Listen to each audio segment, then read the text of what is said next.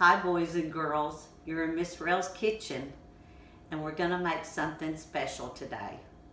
Jesus is alive. Today we are making resurrection buns. We only have two things to make our resurrection buns: a can of biscuits and a bag of marshmallows. I'm going to wash my hands first. Remember our song, happy birthday to you, happy birthday to you, happy birthday everybody, happy birthday to you. In that time, we have washed our hands 20 seconds. I'm going to open my can of biscuits.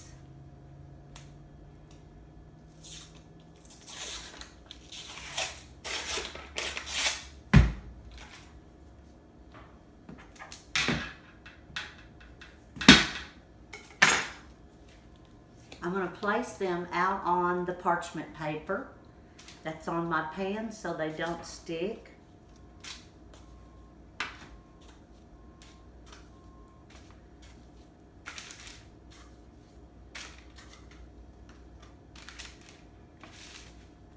And I have my marshmallows. Now mine are the large marshmallows. You can buy the smaller mini marshmallows and they work just as well without as much effort because you won't have to cut them. The large ones you have to cut in half, and I've already cut some of these here to go inside our biscuit dough. I'm going to place the marshmallow inside the biscuit dough. The marshmallow is, does anyone know with the resurrection buns who the marshmallow is? Jesus, that's right. We're going to fold it over. Just fold that over and kind of pinch down the side a little bit. And that is the tomb. Jesus is inside the tomb. I'm going to do another one. Place the marshmallow, Jesus inside the tomb, and close the tomb. I'm going to continue to do the rest of the biscuits. This is fun to do with mom and dad or your brothers and sisters. Really easy. You might not use all these marshmallows and you can have a little bite of them by themselves. It was a miracle what happened to Jesus in the tomb. I'm going to read a Bible story to you about that in just a little bit while our biscuits are cooking.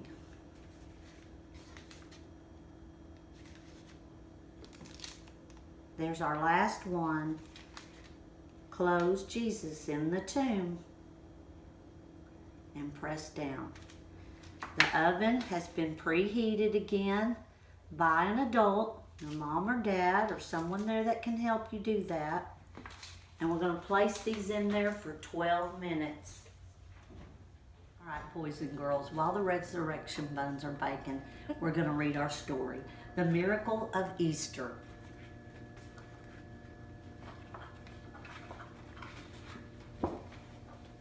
One day, Jesus told two of his disciples to go into town and find a young donkey that was tied up. "Bring the colt to me. If anyone asks you why you are taking it," says Jesus, "tell him the master needs it." The two disciples found the donkey and brought it to Jesus.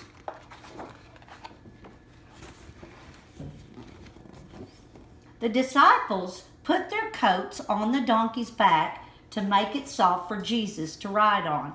When Jesus rode the donkey into Jerusalem, a huge crowd gathered round to greet him. Some people spread their coats and palm branches on the road. Everyone waved and cheered, "Hosanna! Blessed is he who comes in the name of the Lord."